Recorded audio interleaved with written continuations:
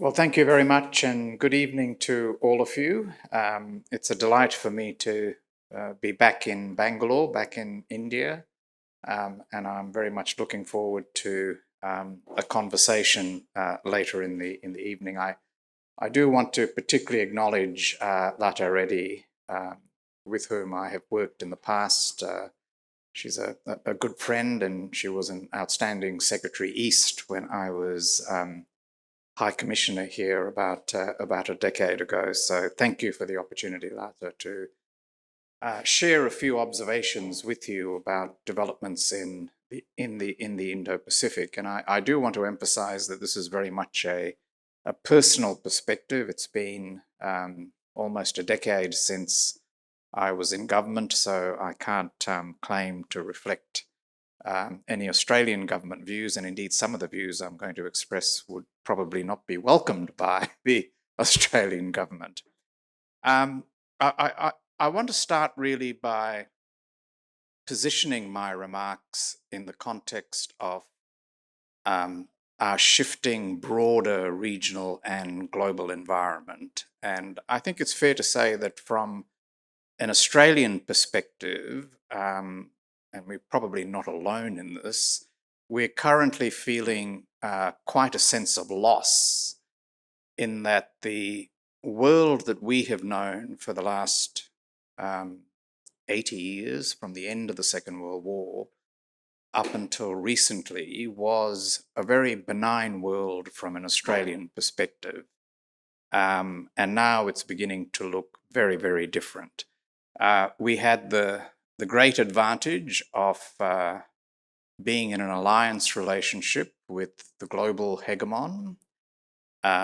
We were operating in an international system and an international order which was very conducive to Australian interests, being a country that's not big enough to buy or bully its way in the world.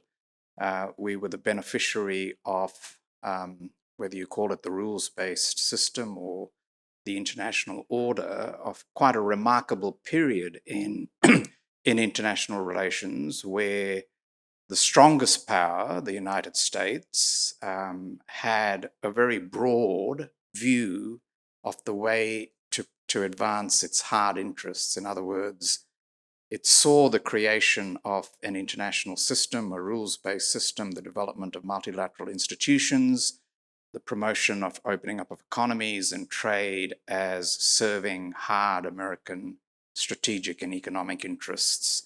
And that, regrettably, is no longer the case. We had a period in China where Australia could tap into the prospects of the Chinese market. We had economic opportunity with relatively low strategic risk, and that again is changing. And we were the beneficiary of a period of global economic growth anchored in opening economies and expanding trade liberalization, which meant that for a country that is very deliberately open to the global economy and whose comparative advantage is anchored in trade, we were a big beneficiary. So all of that changing leaves us with a sense of loss. And in its place at the moment, I think, is probably a sense of anxiety about what comes next. We're dealing with a United States which is now taking a very different view of how to define its interests, a very different view of how to manage its alliance relationship. We're essentially dealing, in the words of Mark Carney, the Prime Minister of Canada, with the monetization of US hegemony. And that means a very different type of United States. Unpredictability may be a negotiating tactic, but the end result of a posture of unpredictability is really a legacy of unreliability. And it is quite a wrench for close allies of the United States, such as Australia, to start thinking about the United States as an unreliable partner. Now, in all of this, I think we're all trying to work out how much of the Trump effect is structural, how much of it is tapping into political, cultural, and economic currents which will survive well beyond Trump, and how much of it is captured by the personality of Donald Trump and his style of government. I don't think anyone really knows. I don't myself get a sense that Trump operates with any considered geopolitical framework. I think his presidency is a combination of venality at one level, of manufactured drama at another level, and of a view of American power which is fundamentally transactional and derived from America's economic clout. So the geopolitics of the Trump administration really is a secondary consideration to the economic heft that Trump works from.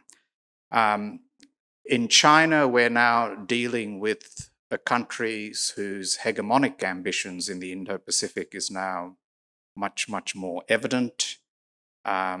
This is by and large a very uncomfortable proposition for a country like Australia. Not because we necessarily see China as a direct threat to Australia, not because we think China might be seeking to take over Australia or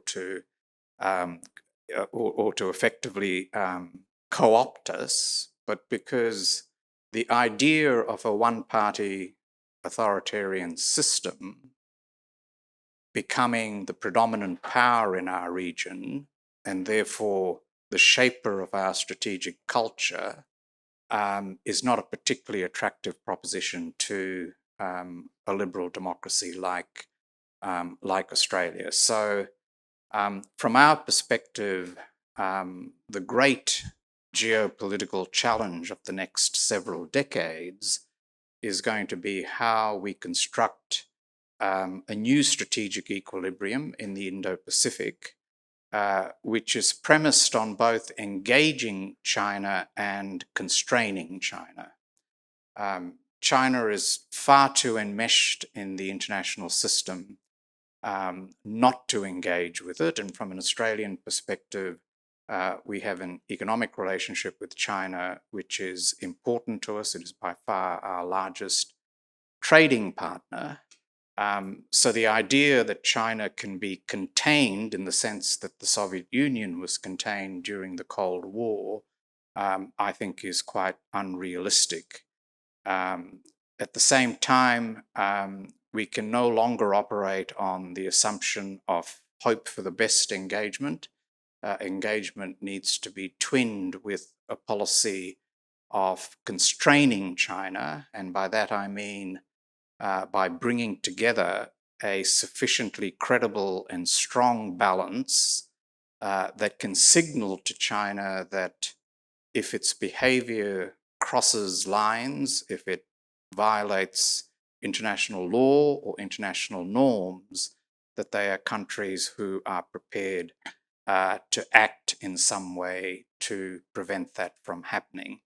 And it's the construction of that strategic equilibrium which I think is going to be our biggest challenge, and at the center of that is going to be a judgment about where the United States policy on China ultimately lands, because I don't think the Trump administration's China policy is by any means clear. We're now operating in a world both in the region and globally where multilateralism is on life support, where many of the institutions that were built since the Second World War to promote a multilateral framework of rules setting are either in suspended animation or effectively not operating. The days of universal multilateralism, I think, are now gone.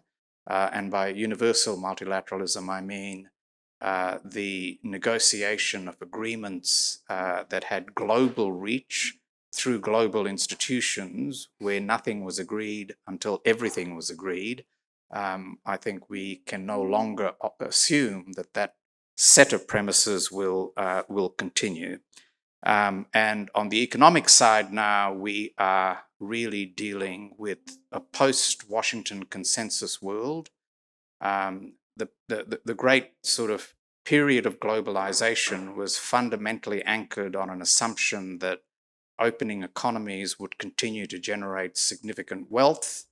I think now the case for an open economy is getting harder and harder to articulate in our political systems, and we are all looking for a new vocabulary to make the case for economic openness, because the old vocabulary, the vocabulary of the Washington Consensus, the deregulation agenda, the opening up of the economy, all of that has lost its political traction. And as a result, the whole concept of globalization is beginning to slow. So I guess the question that Australia grapples with and India grapples with and many others grapple with is where to from here.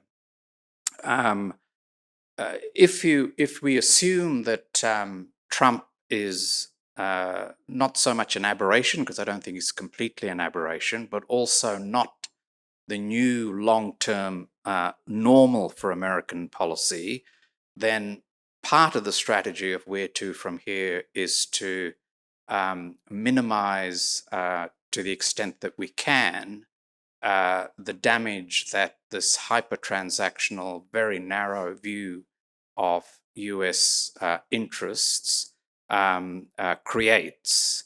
And at the heart of that, in my view, from a broader geoeconomic, geopolitical point of view, is this question of whether the United States is abandoning global primacy as the driving force of its strategic policy, which has been the case since the Second World War.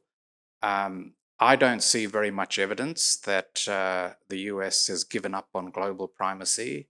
I know there's a view around that Trump is comfortable operating in a spheres of influence world, but I don't think he necessarily sees a contradiction between a spheres of influence world and the assertion of US global primacy, because if your instinctive approach is to exercise leverage on everyone based on your economic standing, ultimately you are not going to want to detach yourself from the pinnacle position that the United States has occupied.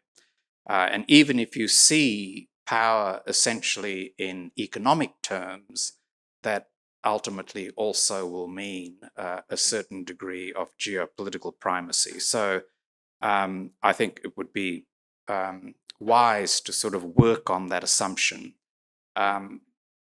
One feature, I think, of President Trump's approach is that in choosing tariffs as his weapon of choice, he essentially obliterates the distinction between economic and strategic interests. And while it's certainly the case that we've never lived in a world where economic and strategic interests were in hermetically sealed spheres, for the most part, our ability to navigate geopolitics has been premised on recognizing a difference between our economic interests and our geostrategic interests.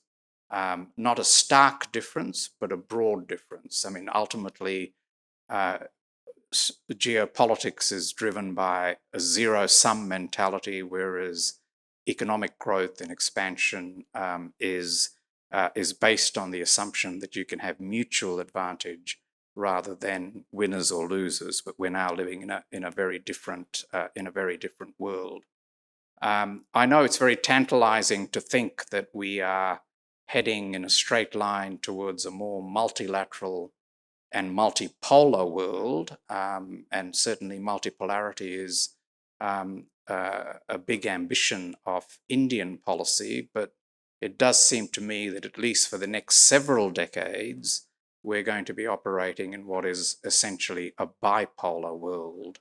And by that I mean that the economic and strategic power of the US and China on the one hand, and the rest, the aspiring major powers, whether it's India or Japan or Indonesia or Brazil or South Africa, that gap between those two groups is going to remain very large, and indeed is more likely to grow rather than to diminish.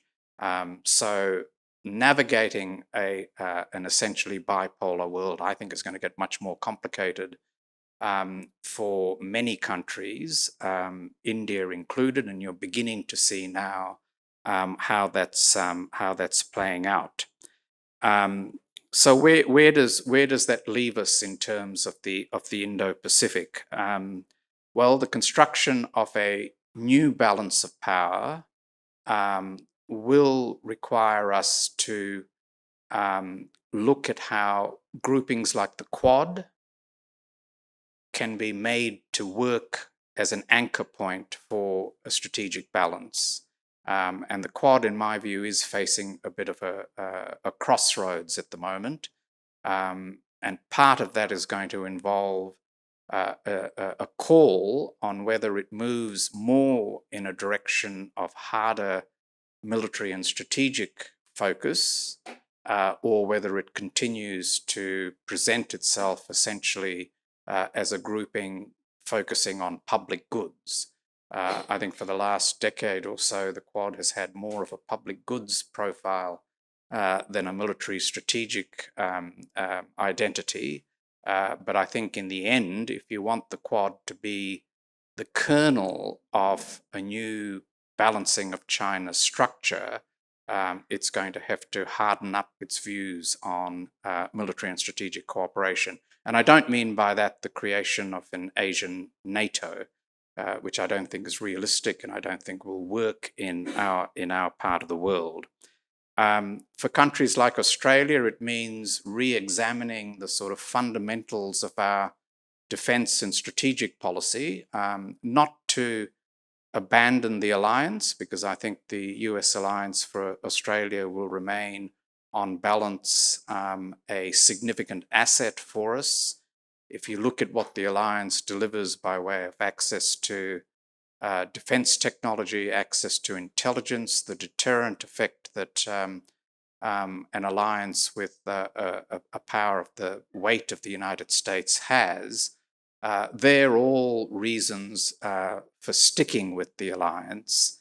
But the days when Australians could think about the alliance as the guarantor of their safety, I think, are rapidly fading. So we are going to have to rediscover as a strategic policy a Defence of Australia doctrine, which is essentially a doctrine based on how do you defend the continent of Australia against prospective threats without relying on the combat assistance of the United States. And if we are to return to that conceptual framework, it will probably also mean a moving away from a new version of forward defence, which Australia has been gradually flirting with now for some considerable period of time. And forward defence 2.0, like forward defence 1.0, was based on the assumption that it's best to fight your battles as far away from your shore as possible and under the leadership of a great power such as the United States.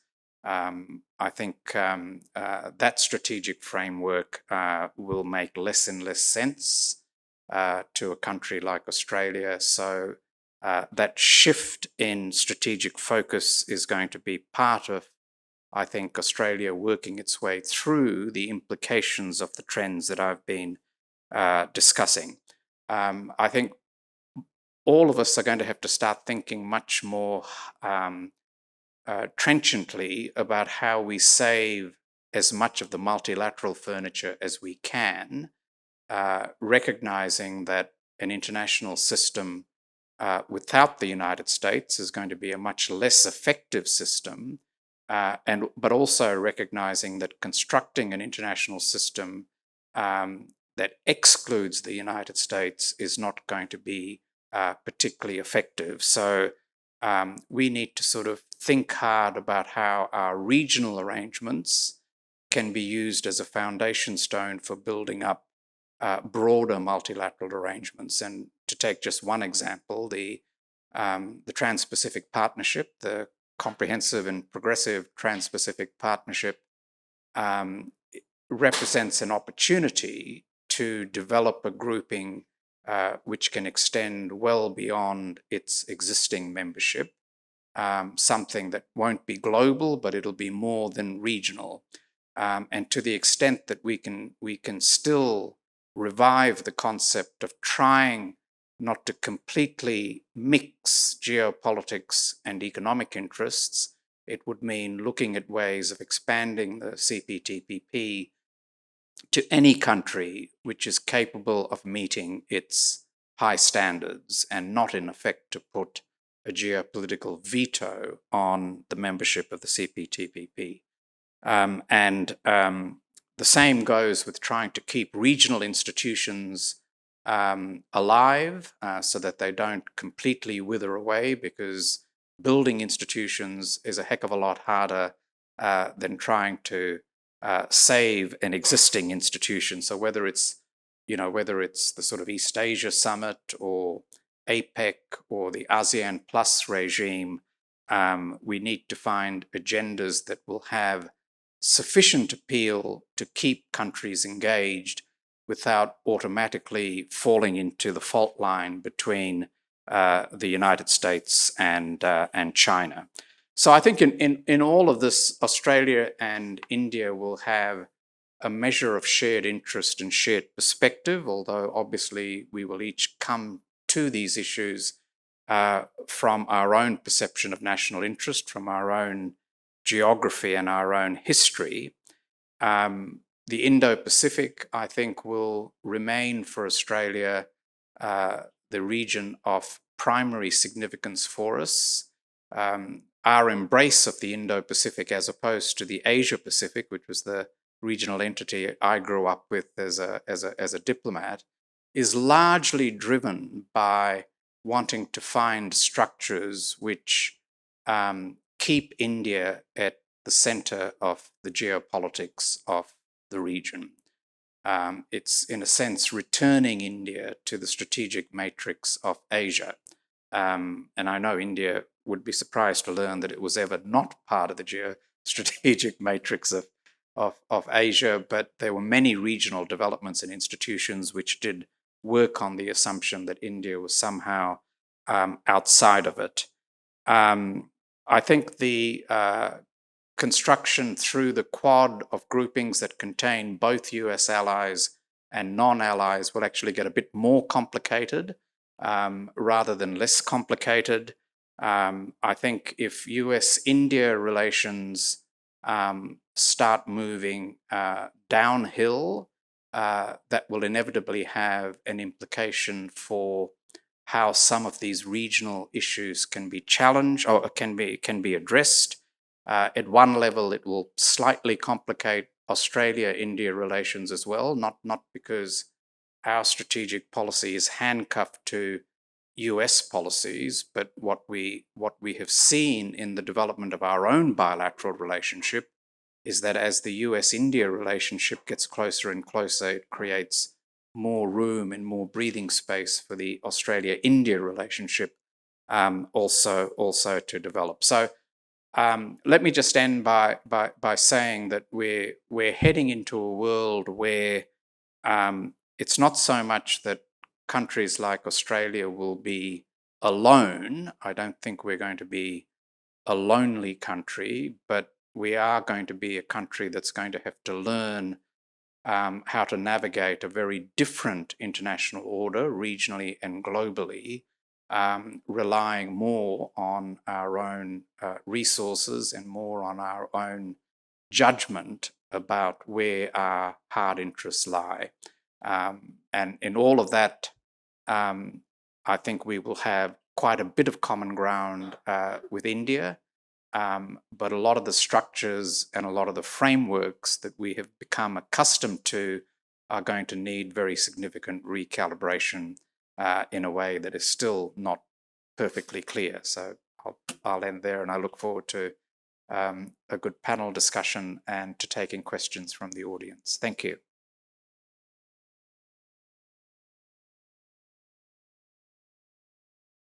Good evening, dear friends. I'm so delighted to see that a number of you have braved both the rains and Rajiv Gandhi's, Rahul Gandhi's visit to make it here to BIC today. So welcome to all of you. I'd like to begin by introducing the other panelists. You've already heard the introduction of Ambassador Peter Varghese, so I won't repeat it. Nitin Pai is co-founder and director of the Takshashila Institution, an independent center for research and education in public policy. His current research includes information warfare, high-tech geopolitics, and the Indo-Pacific. He teaches international relations, public policy, and ethical reasoning at Takshashila's graduate programs. His most recent books are the Nitopadesha, Moral Tales for Good Citizens, and India's Marathon, Reshaping the Post-Pandemic World Order. He is currently a columnist with Mint. He is an adjunct senior fellow at the Institute of South Asian Studies, Singapore, and serves on the board of WaterAid India. He spent over a decade in the Singapore government as a technology policy maker and has worked in the undersea cable, satellite, and mobile communications sector. He was a gold medalist from the National University of Singapore's LKY School of Public Policy and undergraduate scholar at Nanyang Technological University and an alumni of National College Jayanagar, Bangalore. So he's very much a Bangalorean at heart. If I can move on now to Ranjan Mathai, my dear colleague and friend from the Foreign Service. He's a former Foreign Secretary of India, as many of you may know. He has spoken before at BIC, as has Nitin on many occasions. Mr. Mathai joined the Indian Foreign Service in 1974, a year before I did in 1975, and he retired in 2013, more or less, I think, the same year that I retired from the Foreign Service. He served as the ambassador of India in Israel, Qatar, and France, and post-retirement was appointed High Commissioner to the UK. Mr. Mathai completed his education with an MA in political science from the University of Pune. He is an alumnus of the National Defense College in Delhi. He's an analyst and commentator on international affairs and energy security.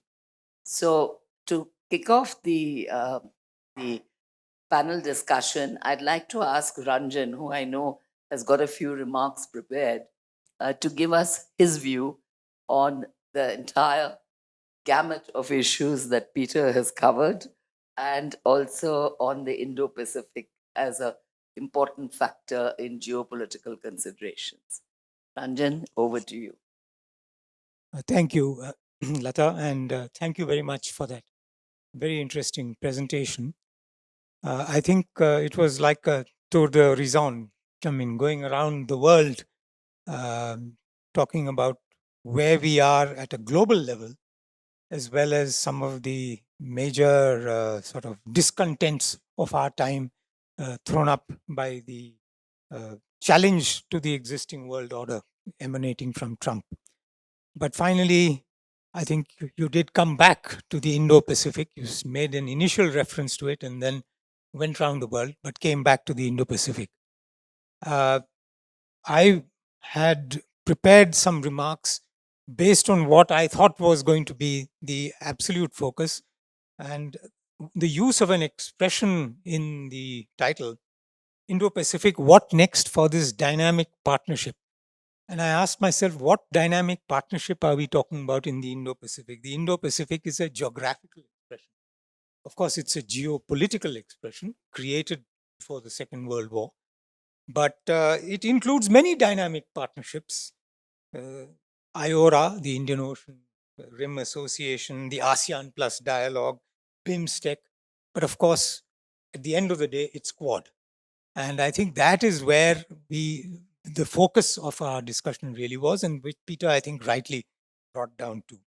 And if one goes into the origins of Quad, and I'm just going to take a minute or two to this, it all starts while this geographical and geopolitical concept was there vaguely floating in the background. It starts with Japanese Prime Minister Abe's speech in 2007 in the Indian Parliament. And he spoke of the confluence of the two seas, quoting, he said, Darashiko. But anyway, he talked about the confluence of the two seas. And in that speech, he covered much of the ground which we are talking about when we talk about the Indo-Pacific. He talked of the arc of freedom and prosperity along the outer rim of the Eurasian continent. He then talked at the end about the democratic security diamond in the broader Asia, and that diamond is Quad. And of course, we know that Quad has had its ups and downs between 2007 and 8. It started with a lot of enthusiasm and then went into a downturn. And it seemed to have recovered under President Trump in 2017, but now it's again being questioned. Though I must say, shortly after his inauguration, the foreign ministers of the Quad, the four countries, India, Japan, Australia, and the United States, had a very good meeting in Washington at which free and open Indo-Pacific was once again the center of discussion, with a lot of add-ons, including undersea cables, critical minerals, freedom of navigation, and so on. But the question marks keep arising because, as Peter said, we don't know how the US under President Trump is going to take forward this concept of the Quad, or what his views on the Indo-Pacific will be. Which way will he proceed? As mentioned, he has prioritized the American predominance in the economic sphere, its consumer market, to leverage relationships almost as if the geopolitical alliance relationships are of a secondary order. And through these measures of tariffs and certain very loud remarks announcing those tariffs, he seems to have antagonized at least two very important members of the Quad, both Japan and India. Antagonized in the short term, perhaps, but to some extent has raised a lot of questions about how to proceed.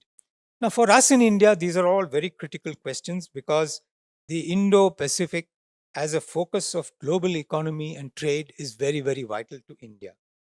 And we are, in fact, greatly benefited from greater collaboration along what you call the rimlands of the continent, because a lot of our trade flows through there, a lot of our potential trade is there, and this is where the maritime security of India is intimately connected. And we need a lot of the ideas which are floating around, whether it's critical minerals, whether it's future of energy, and so on. But at the end of the day, the question which Peter raised about how will we evaluate Quad given its construct as a rimland with China as the heartland, being whether an adversarial relationship or a mixture of engagement and dialogue along with a certain security partnership. All these are questions. Most important, I think, for India, far more important than for Australia or for Japan or for the United States. Because in the Quad, if there is one country which is alone, it is India. Because for all the others, the Indo-Pacific is a maritime construct. its Quad is a maritime security arrangement. But for us, the primary challenge emanating from the heartland is continental. And to this day, I have not seen anything in the Quad or in the Indo-Pacific which adds value to India's continental defense vis-a-vis China. And that therefore remains one of the question marks in Indian approach to the Quad and to the Indo-Pacific construct. It's a useful addition, but it's not the main criterion. So this, I think, for us is one of the questions. I think for the US, the Indo-Pacific will remain very important because it has long recognized that much of the focus of the global economy is in fact shifting to Asia. And if economics is going to drive, commerce is going to drive, technology is going to drive a lot of their focus on geopolitics and the way they approach international politics, they will remain very much engaged with the Indo-Pacific region. And I think one or two markers which will outlast Trump definitely. One is the United States Navy, which has for 7 decades had a Pacific command.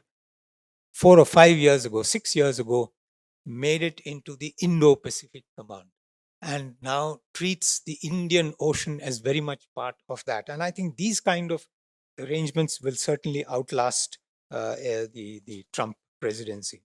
I think for Japan, Prime Minister Ishiba, he is in fact following in the footsteps, you may say, of what Prime Minister Abe started. But his problems have got compounded by the economic challenges which Trump has thrown forward. So for him, the ambition is to integrate Quad with other arrangements, whether it's AUKUS, Australia, UK, US, or the US, Republic of Korea, Japan arrangements, or the US, Japan, Philippines arrangements. These are all arrangements which the Japanese are watching very, very closely. They have talked about an Asian NATO more than once, but I don't think today that is taken as something which is likely or to be on the cards very soon.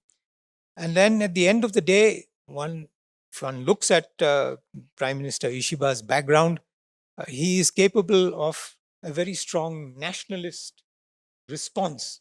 And if challenged beyond a point by United States Trump's tariff tactics, one doesn't know which way he may choose to go, what exactly that Gaullism will mean.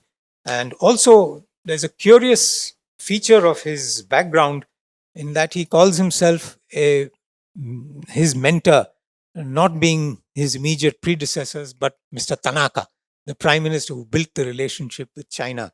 So where does this all take us? These are all some of the questions. And I think Japan, we will be watching very closely. Australia, of course, I don't need to add. Peter has already told us a lot, and how it strengthens, it supports the Indo-Pacific constructs, whether it's Quad or what he called the global public goods, particularly through the Indo-Pacific economic framework. And the Australia-India partnership, I'm happy to say, has been strengthened very much by what is called the Indo-Pacific Partnership Initiative of Australia and India within the larger construct.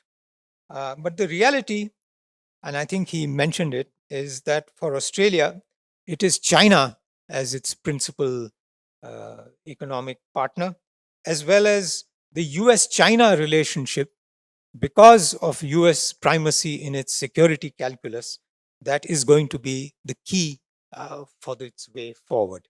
So I think there are many factors developing here in the Indo-Pacific. This will remain one of the most dynamic regions of the world. Whether it will also remain the most dynamic partnership, I think is an open question, and I'll be happy to respond to that. Thank you, Ranjan. That was indeed a very eye-opening viewpoint from your side. Nitin, anything you'd like to add to that? Yeah, thanks, Lata. I didn't come prepared for this because Peter Varghese is the most thought-provoking and one of the most insightful persons who looks at the geopolitics of the Indo-Pacific. So I just thought I'll just sit here, get provoked by the thoughts which he comes up with and then respond. And then of course Lata and Ranjan Mathai are people with deep experience in this. So, but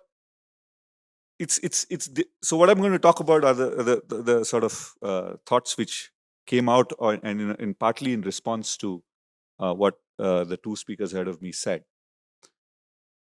You know, the first thing which strikes me when I look at it from the perspective of an Indo-Pacific country, right? Not as India, but let's say you're Malaysia or you're Thailand or Indonesia. I think the game has changed from a quest for creating equilibrium to dealing with disequilibrium, right? And this is serious for East Asia because all the time that I spent in East Asia, this whole idea was about creating a security architecture. It was all about architectures, whether it's APEC, whether it's ASEAN plus plus, or Alphabet Soup number 23 or Alphabet Soup number 25. I just lost track of all the acronyms which would come. But the real thing there was, how do you create an architecture that allows the Indo-Pacific to pursue its economic interests, right? It's economics first, growth and development first, and security that allows you to achieve that. So you would put aside your territorial disputes, etc., and then focus on the economics. That got rattled when the idea of China's peaceful rise sort of fell apart. Xi Jinping sort of just threw that out of the window. And then even after that, there was this question of how do you create security architecture? How do you create some kind of an equilibrium? Now, if you're one of the smaller countries in Indo-Pacific, how do you preserve your strategic autonomy or your sovereignty or your freedom of policy action? As a realist, you would say there are two ways to do this, right? Your preferred option is to have a balance of power where all the big players around cancel each other out and you can play one against the other, and then you could do just what you want. Now, if you can't achieve this, your second option really is what we call bandwagoning. You join the winning side. You join the side that is stronger because that will allow you to do what you want to do. Of course, you can't, it's not as good as your first option, but you could do a lot of things, whatever the regional hegemon allows you to do. I think East Asia finds itself, Indo-Pacific finds itself exactly in that situation now. The fixities of international relations for the last 25 years, where there was your US-China balance with India being welcomed as another power which could balance them, that game is over. Because I never thought I'd be saying this in 2025, but we're looking at a situation where the eclipse of US power in this part of the world is a reality, right? It's not just Trump talking about tariffs and then, let's say we agree on a trade deal and the problem goes away. August 2025 is a very different world from July 2025. Because at least if you look at a perspective of anybody in India, and therefore it would be anybody in the region, would you really buy defense equipment from the United States? Would you really buy technology for your commercial enterprises from the United States?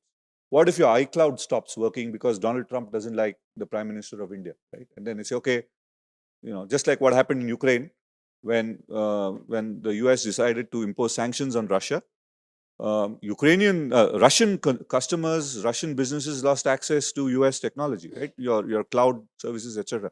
So boardrooms, regulators, and chancelleries across the world will be thinking about de-risking from the United States as well.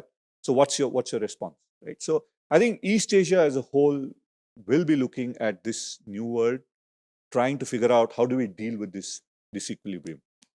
Now, just because the United States is no longer the kind of player that you thought it was, doesn't mean that your challenges with respect to China go away, right? So as Mr. Mathai pointed out, we still have that territorial problem with China. So does Vietnam. So do many parts, so do Indonesia and all the people who have Philippines and others who have challenge on the maritime, the South South Koreans have problems as well. The Japanese have. These problems don't go away, right? These disputes don't go away. So I think it's the retreat or the eclipse of US power does not mean that the Chinese will no longer be challenged. China will be challenged, but I think the question is, what form will that challenge take? What configurations will that challenge take? I think Peter mentioned something about when he was talking about India-US relations, India-Australia relations. It was about the space for India-Australia relations was proportional to the closeness between India and the US. Right? That was the world we were used to. The US-India relations are great. Australia-India relations are also great.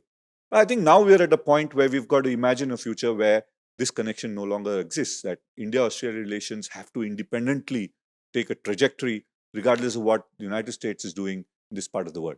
Because we have interests in being a countervailing coalition to the Chinese power in this region. And that's not going to go away because of what Trump is doing and the consequences it has on East Asia. Now, just a response to Quad, and before I come to an end, I think for the longest time, India was grappling with this question: is what does the Quad mean for us as a countervailing coalition to China? Because the Quad seems to be a maritime outfit, and our challenge with China is largely on the continental front. A few of us have been arguing that Quad is the answer to the continental front because, having a confrontation with China on the Himalayan borders is not in our interests because it's territorial. Therefore, it's very visceral. You can measure how many kilometers the Chinese have walked into Indian territory, how many cigarette packets they've left on this particular ice feature or whatever. Right? So that becomes visceral and therefore political and destabilizing because at some point, the political leadership will be compelled to authorize military action and escalate that military action. Nobody wants, at least I, sitting in Bangalore, don't want to have a fighting war with China on the Himalayan borders on that territorial dispute. Not at a time when we have an economic story to tell ourselves and to grow. And I don't think the Chinese want it either. So the answer would be to participate in a maritime coalition in the South China Sea, along with a whole lot of other partners, and exert pressure on the Chinese, add to the pressure on the Chinese on the maritime front, such that the Chinese, Beijing knows that, okay, if I've messed with these guys in the Himalayas, these guys are going to mess with us in the South China Sea, so let's not do that, right? So that was an opportunity that existed, and I think to a large extent it still does, but it depends to a large, almost entirely on what the United States wants to do, what kind of military power it wants to bring to bear in East Asia. Now, if that calculation changes, then the Quad becomes that much less of an opportunity for us even to try the maritime strategy against China. So, what next is the question?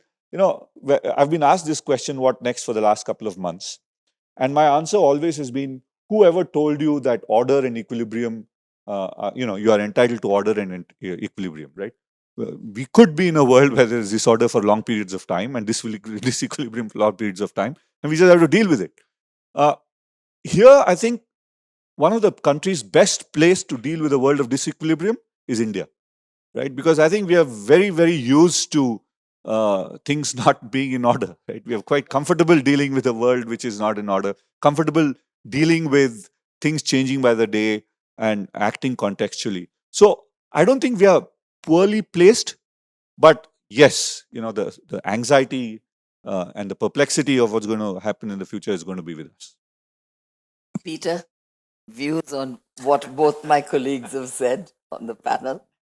Well, they both made some really pertinent and quite profound points. I just wanted to pick up a couple of things that were raised. I don't think India's continental challenge compared with the maritime focus of the other three Quad members necessarily weakens the Quad as a concept or indeed as a mechanism. I mean, if you think of the Quad as one means of constraining China's capacity to become the predominant power and the hegemon of the region, the benefit of that would flow to India and its continental challenge, I would think, as effectively as it might flow to the other three members of the Quad. I mean, the Quad was never premised on an absolutely shared identity of interests, because in so many ways the Quad is a case of same bed but different dreams. But it's the fact that the bed is shared which actually makes it important. I mean, for the United States, the Quad was all about preserving US primacy. It was another mechanism which would buttress US primacy. For Japan and India, both of whom have complicated histories with China, it was a means of ensuring that Chinese predominance didn't narrow their range of choices and their ability to maneuver strategically. And for Australia, at the end of the day, it was fundamentally a judgment about values. And the reason I say that is Australia has never had a problem with the concept of hegemony. I mean, we have been a great beneficiary of one particular type of hegemony, namely the United States hegemony. But what we are very uncomfortable with is the connection between hegemony and authoritarianism. And that's why I think for Australia, the Quad has always been framed, in my view, as ultimately a question of values. Just to pick up a couple of other points, I agree with you, Nitin, absolutely, that we are currently discombobulated and in a state of disequilibrium. But almost by definition, a disequilibrium is a temporary phenomenon. And I think inevitably the region will want to go back to trying to construct a more stable equilibrium. I don't think we should assume that that is no longer possible because of what we're seeing happening in US-China relations. You see, the Southeast Asians, to take one example, are more interested in equilibrium than they are in bandwagon.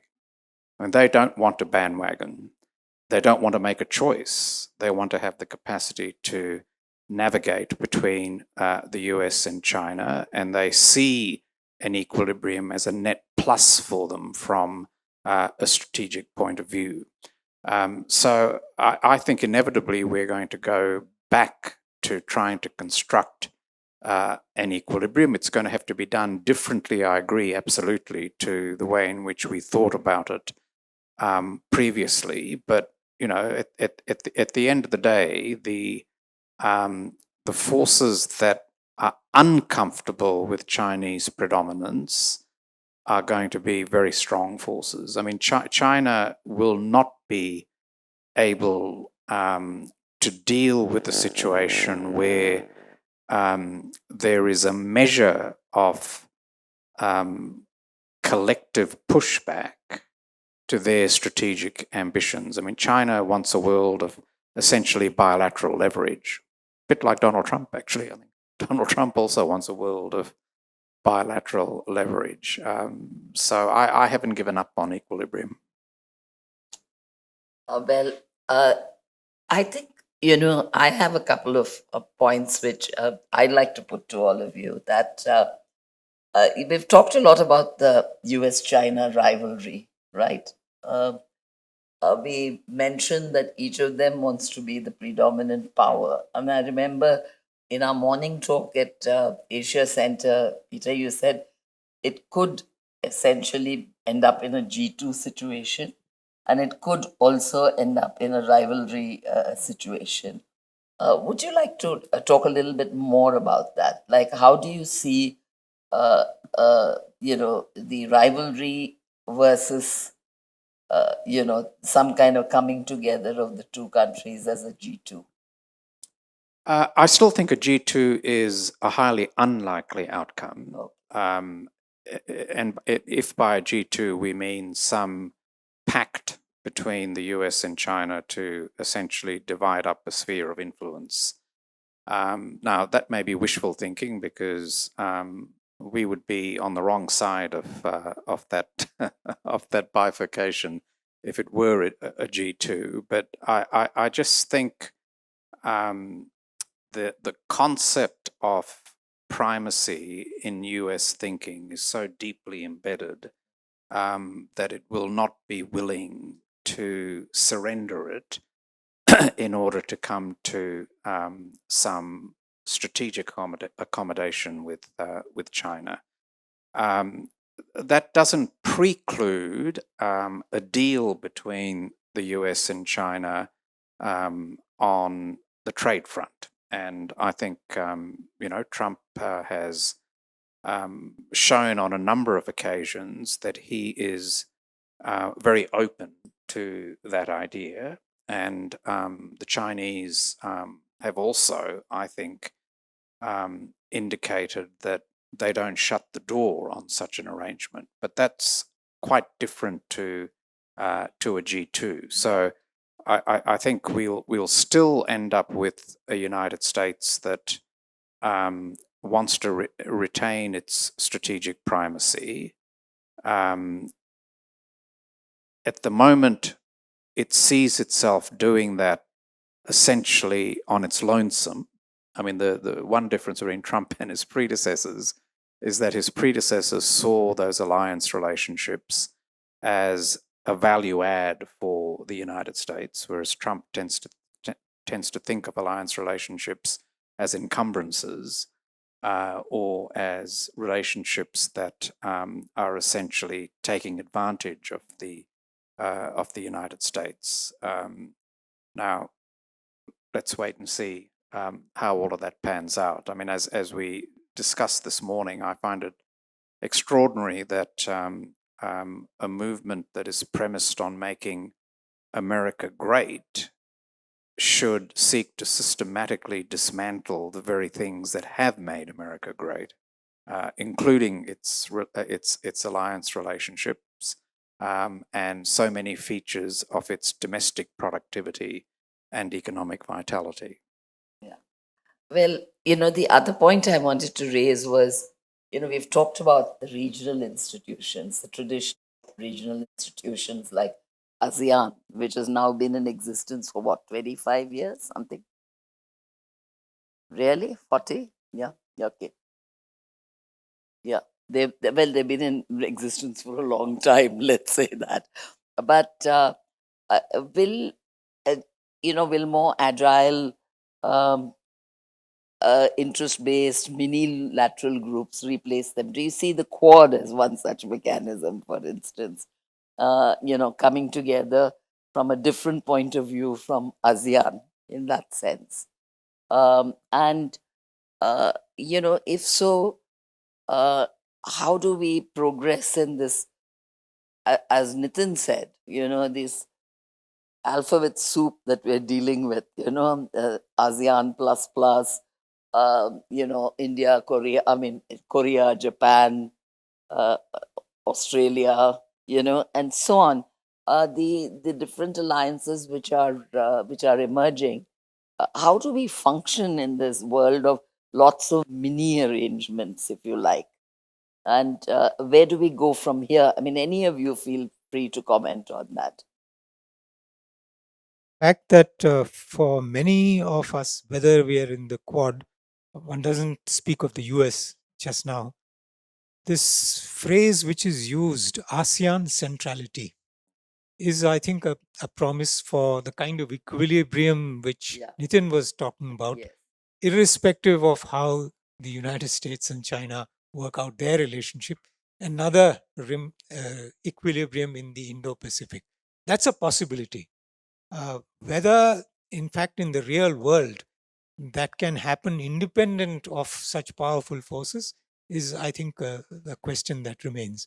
But there is a possibility in working with this notion of ASEAN centrality because, I mean, you go back when the United States didn't exist, read Dalrymple's book about the Golden Road, whether it was Indian traders or Chinese traders, it was all Indo-Pacific, which was the main axis of commerce and civilization and so on.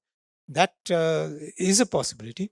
But I think today the challenge is that the strategic objectives, as Peter mentioned, the United States has not given up on global primacy, which will require primacy in the Indo-Pacific in a military sense. Whether it can also translate into a grand bargain with China, I don't know. There was a time when their financial interests, as against their commercial interests, were very closely interlinked. That is much less so today. But the possibility of working on some kind of an arrangement is not excluded if the will is there. So I'll just address a couple of points both of them made. I've always been an ASEAN skeptic. I've had the joy of having to work, sitting in committees which, ASEAN related committees and ASEAN related bodies. I've been a skeptic of ASEAN because I think it all worked when there was a, geopolitical stability provided either by the Cold War or by the United States right after the Cold War. The moment those global public goods sort of disappeared, ASEAN has had problems. Now, in the last 15 years, the big divide in ASEAN is between a bunch of countries which have problems with China and a bunch of countries that don't. So if you're Cambodia, you're Thailand, or you're Laos, you could do deals with the Chinese and you're fine. But if you're Philippines and if you're Vietnam, it's different.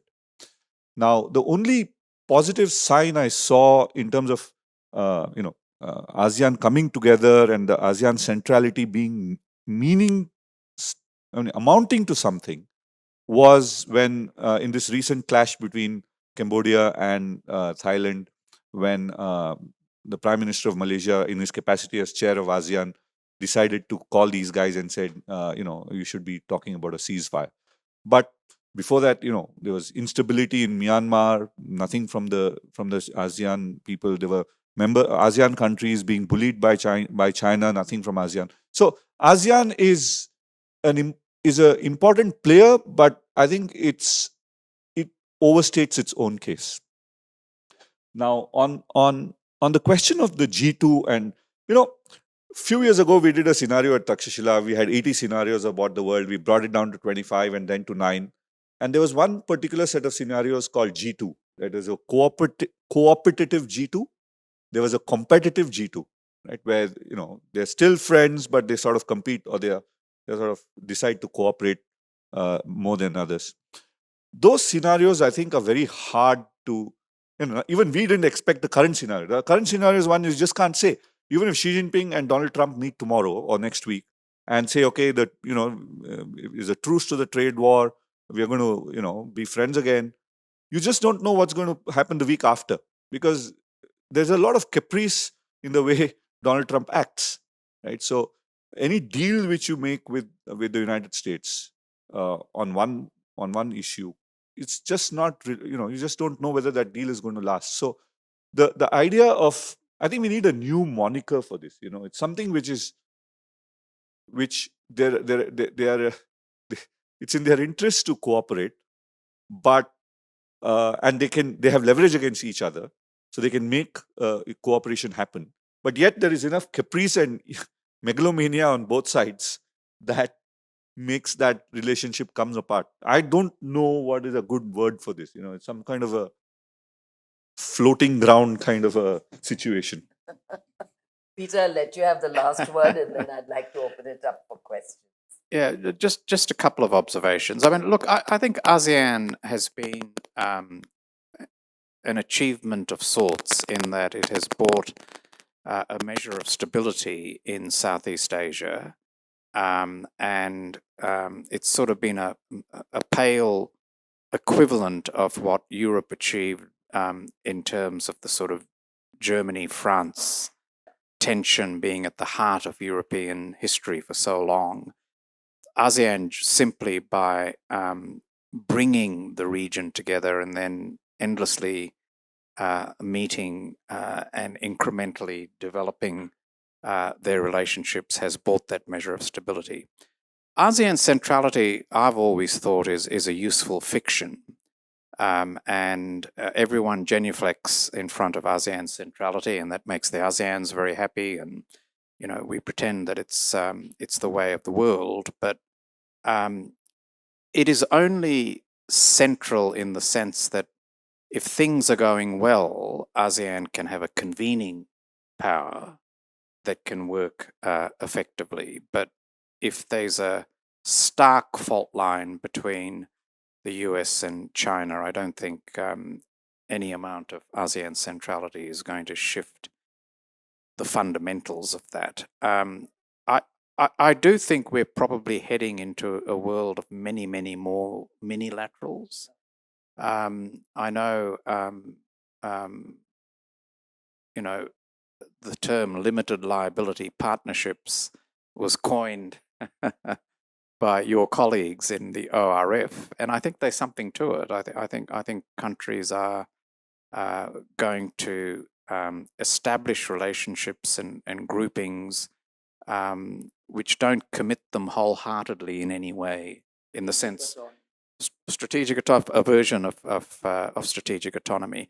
I mean, ultimately, I think the US and China really face a reasonably stark choice. Do they proceed on the basis of competitive coexistence, or do they walk down the path of a containment policy? And I think a containment policy would be disastrous and unworkable, and based on a whole range of misjudgments. So the optimist in me thinks that we'll end up with competitive coexistence.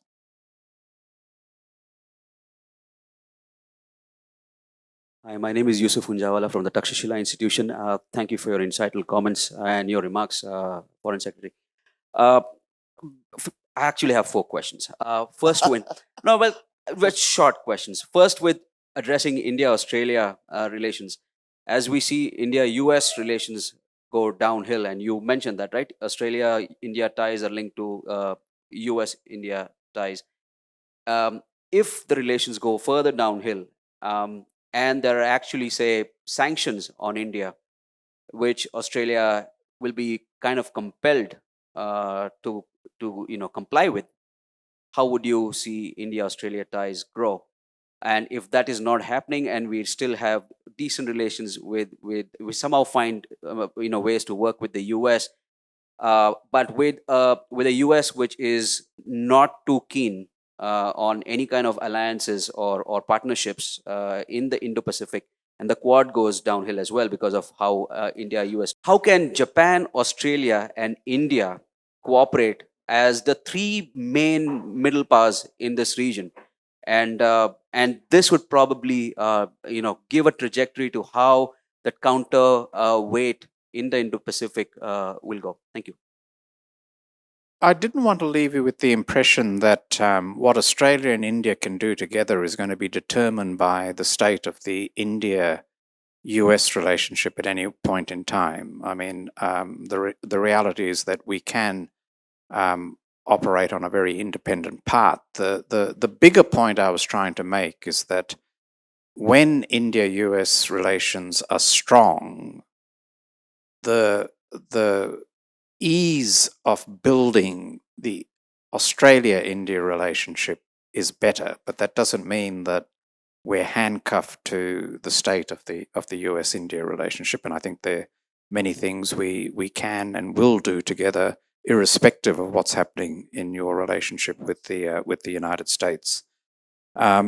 Japan, Australia, India. I mean, I think there probably is scope for that relationship to get closer, because we're all kind of rethinking just how we position ourselves to deal with what looks like a different United States, even if we don't know how long that difference is going to run for. At one level, Japan and Australia may end up with a very pale version of strategic autonomy. And I say a very pale version of strategic autonomy because I don't see either of us giving up our alliance relationship with the United States, but I think we will both be looking for a capacity to navigate more independently than perhaps we have historically vis-a-vis the United States. And that will create some more common ground across India, Australia, and Japan. Sudhir? Your thoughts on the influence of markets and money on all of this politics that we talk about. Is it a sort of a one thought is that the arbitrage of peaceful trading was at next to zero. Volatility, uncertainty help for markets, and they make their money on volatility. Do you see some kind of implosions economically for the US more specifically? Because it could tilt. So your sense of markets and money over and above politics. Yeah, Sudhir, a couple of years ago, I was in a conference or in a panel, and I was making the case that India should now become the champion of global free trade, right? Because if the West is sort of retreating from free trade, we know that since 1991, the thing which made us prosperous is free trade, right? This is a formula that works for us, so we should champion this. A very senior member of the government of India just said that that's not going to happen because we're in an era where politics completely overpowers economics. So the economic interests which used to drive political positions up until 2015, 2016 no longer do. And that's just the way the world is. So that's his view. And this is a person who's in the corridors of power. I think what we've seen in the last 6 to 7 months with Trump is exactly that. And, I had to go back and read a book written in the 80s by a guy called David Baldwin. It's called Economic Statecraft, right? Economic statecraft is the idea that you could use economics and economic power to achieve your political ends. That was completely overshadowed by the idea of geoeconomics, which is, in the Clinton era and others, where you say, Tom Friedman, who wrote this famous book about the world's flat and all that, which is essentially, or the McDonald's theory of trade, right? McDonald's theory of conflict prevention. He said, no two countries which have McDonald's go to war with each other, And that's actually been proven wrong because Ukraine and Russia both had McDonald's. So, and maybe that's sort of symbolic, right? That era where economics would exert pressures on politics and dampen down political conflict is over. And it's the other way around now. I broadly agree with that. I mean, I think we are living in a world where politics trumps economics. We're actually living in a world where culture trumps both of them. And in many ways, that is the explanation for Donald Trump. I mean, Donald Trump saw very early that politics was downstream from culture, and he played to that as his political strategy. I think we really do need to rediscover how we can get market reforms and market economies back onto the agenda. Because in my mind, there's no question that open economies and opening economies deliver better outcomes for everyone, as long as the politics of market reform is effectively managed. So globalization has been, I think, an economic success and a political failure. And I think political leaders need to find a way to ensure that they can hang on to the economic success in a way which is sustainable. It was a political failure in the US from a distribution point of view. Other places have dealt with it a bit more successfully. I mean, I don't want to pat Australia on the back, but I think we actually handled the politics of globalization in Australia quite carefully to ensure that the beneficiaries were broadly distributed rather than very narrowly distributed. I'll just add, I think he used the word culture. This translates into what we would call identity politics. And this is actually a wave which we are living in right now. But to some extent, it is also partly an outcome of the fact that the globalization has worked in a way in which the rules of how nations built their economies and so on were no longer necessarily followed by all the players in the game. Specific to our case, I think, is China. In a completely free trade, globalized world, the Chinese would be able to dominate to an extent that we would find very uncomfortable. So I think one would be very careful about, at least I would be very careful in going down that path. Thank you for the session, and the panel discussion was very insightful as well. My question is around an Asian alliance. Like you said, you don't see it happening anytime soon. If it were to happen, what are the main challenges that are right now? And if we were to overcome them, where would Australia stand in such a position? How would you construct it and who would compose it? So, Southeast Asians, for the most part, are not interested in a NATO type alliance. If by that we mean, an attack on one is an attack on all, and you commit yourself to a collective defense. An Asian NATO, ultimately, if it is achievable, would be probably restricted to allies of the United States. And not even all the allies of the United States would necessarily be attracted to an Asian NATO. So I don't think it's a realistic prospect in the region. As to what our position would be, it depends on what it is we're being asked to react to, I think. Yeah. Any views? Or would you just agree with Peter on this? I would just say one thing. The Asian alliance is hard because you don't know what is Asia. Who includes who's in Asia, who's not, right? Because this is again an ASEAN thing. When I first went to Singapore in the early 90s, when they said Asia, they actually meant ASEAN, right? So whenever they said Asia, they actually meant ASEAN. It didn't even include Cambodia, I think, CMLV countries, but yeah, it was just ASEAN, core ASEAN. And then Asia became included China because China started having growth rates. And I used to think, hey, India should be Asia, right? But they never thought about, and then when India started growing at 8%, lo and behold, India became part of Asia, right?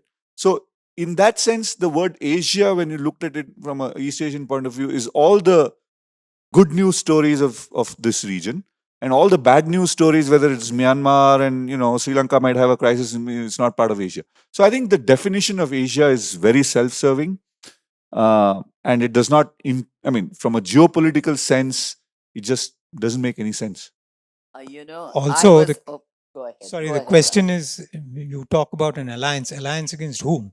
When NATO was formed, it was very clear. It was an alliance against the Soviet Union and its empire. Against whom? Is it China? If China is your biggest trade partner and it's a source of financial flows which are critical to you, are you going to join an alliance against them? So I think that's what complicates the Asian situation also. And I just wanted to say, when I was Secretary East in the Foreign Ministry, I was dealing with 65 countries in Asia. And that included all of Southeast Asia, all of Central Asia, all of East Asia, by which I mean China, Japan, Korea, etc. Southeast Asia, I've already mentioned, and all the Middle East, the Gulf countries, as well as all the other countries in the Asian continent, right up to Turkey. So that was Asia, in our definition of the term. So I think it's almost impossible to achieve agreement between 65 countries. And I think the only ones who were not physically in Asia were perhaps the 5 North African countries which were, because since I handled all of the Arab countries as well, they were included there. But literally 60 plus countries, I would say. Yeah, one person. There there. are two questions. Do we Yeah. have time to take both? Can we take both together Sure. and then we'll give a joint answer? Sir, can you explain this divide in ASEAN when it comes to China? Like which countries are pro-China, which are neutral, and which are not favorable to China? So my question is more rooted in the comment that you made, that we had a functioning equilibrium and that we're moving towards something different. I think that functioning equilibrium was a ticking time bomb to begin with. I think it was rooted in deep American consumerism, with the US debt climbing to 27 trillion, 70% of that debt held outside the United States. And I think that would have eventually had rendered the United States a failed state, which means we would have not been in a situation of any global equilibrium, perhaps in a global depression. So perhaps I think I'm perhaps the only one in the room who believes that going from these multilateral constructs to minilateral constructs was perhaps maybe triggered by Trump and the Washington, house, the house at play, but was perhaps inevitable to begin with. Yeah, I'll just be really brief. I'm an investment banker, former World Banker, and a US citizen. I've been following Trump since 2005. I signed up for this disastrous Trump Institute. My question here is basically, I think we're probably attributing too much of credit to him thinking the things through. He wakes up one day, he has an issue with Modi. He wakes up in a day, he has an issue with some other part of the world. You, sir, you said you've done, 85, which went down to 27 and then went down to 9 scenarios. Is there any scenario in which this madness ends? It's meant as a serious question. I know it's, it's because it's madness. Nobody can understand. As an investment banker, I'm right now trying to do a deal between the US, Canada, and there's something here in India. And this whole tariff situation has completely, messed up everything as far as this, as far as these flows just moving into the country. And nobody knows when anything is going to happen. So when can we expect a stable, something stable coming out of this whole situation? See, I think